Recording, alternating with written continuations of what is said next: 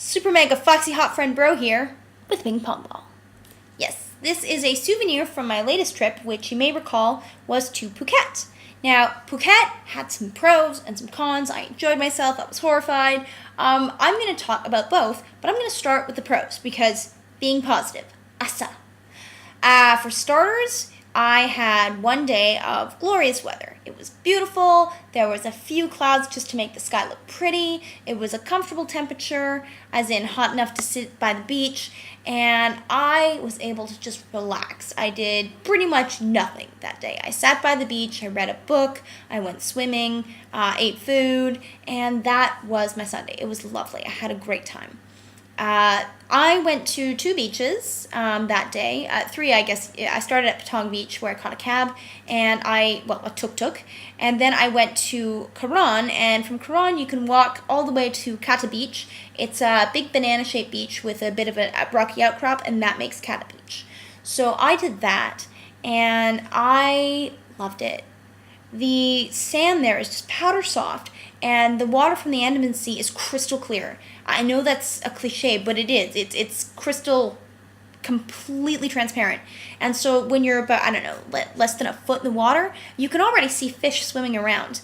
I saw piper fish and some triggerfish, and I know that there was more because there was a bunch of kids in the corner by the rocks of Kata Beach, and they were snorkeling for a while, so there must have been things to see. I didn't swim too much around there because I didn't want to get dashed against the rocks, and I didn't have a mask, so watching the fish as well as avoiding the rocks would have been difficult. But I did go in there for a little while. I did see fish swimming about, so that was rather pleasant.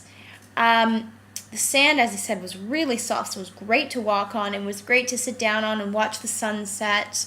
A nice clear sky. Well, there was clouds at the start, but then the sun, as it's at its brightest, fieriest, beautiful red, actually managed to dip out of the clouds right before it sank into the horizon. I got some decent photos.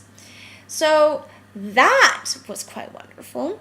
Phuket is rather developed, and so there were some nice hotels, some nice restaurants, and I went there and I managed to get myself a delectable pad thai for lunch and a green curry for dinner, and really, really enjoyed myself. It was just enough to make me feel satisfied, not enough to make me feel fat and bloated and uncomfortable. Also, all the mango beverages. I had mango shakes and mango juice and mango daiquiris. I love mangoes. To the day I die, I think that when I eat a mango, I will always think of Thailand because that is the linked memory for me. It's not the first place I had a mango. It's not the place I had the best mangoes, but mangoes will always taste of Thailand to me. Mangoes with a hint of coconut, just bring me right back to that beautiful part of the world. Beyond mangoes, what else did I enjoy? My hotel was nice. It was fairly cheap because it was under some slight construction. I had a pool, nice restaurant, big bed, TV, aircon, all those sort of wonderful things. Usually I stay in backpacker dorms, but I didn't really know where the dorms were in Patong, couldn't find one, and so I just went with whatever I could find easily when I got there, and that's what I found. It's shoulder season, so I was able to get this one. I think it's half the price that it normally is. So hurrah! Yay for traveling outside of peak season. I also really enjoyed people watching in Patong. Now Patong has a bit of a unique, shall we say, reputation, and that's something that I'm going to go into a little more in the cons. But I had a good time in Thailand. I managed to relax. I managed to enjoy the sun. I managed to eat good food. And I managed to see some beautiful sights with Buddhism and nature.